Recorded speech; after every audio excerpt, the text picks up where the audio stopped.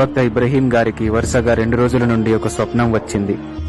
దైవం అల్లాహ్ ఆయనకు కుర్బానీ చేయమన్నట్లుగా ప్రవక్త గారు అర్థం చేసుకున్నారు.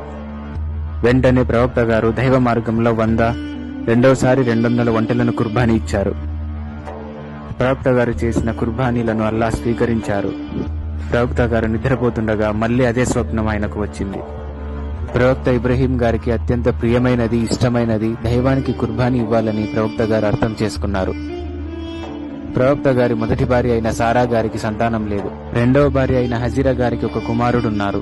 ప్రవక్త ఇబ్రహీం గారు ఆ కుమారుడిని దైవానికి కుర్బానీ ఇవ్వాలని నిశ్చయించుకున్నారు. వెంటనే ఇస్మాయిల్ గారిని అందంగా కొత్త వస్త్రాలతో అలంకరించాలని ప్రవక్త గారు హజీరా గారికి చెప్పారు. తర్వాత ఇస్మాయిల్ గారు తన తండ్రితో బయటకు వెళ్లారు. వెంటనే శైతాన్ హజీరా గారి వద్దకు వచ్చి విషయాన్ని చెప్పాడు. దైవం అల్లాహ్ కోసం మా ప్రాణాన్నైనా మేము ఇవ్వడానికి సిద్ధంగా ఉన్నామని హజీరా గారు చెప్పారు.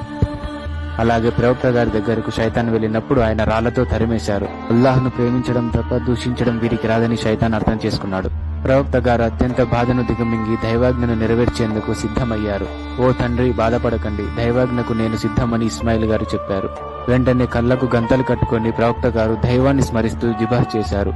వెంటనే అక్కడికి జిబ్రాయిల్ గారు ప్రత్యక్షమై ఇస్మాయిల్ గారి స్థానంలో స్వర్గపు మేక లాంటి జంతువును పెట్టారు.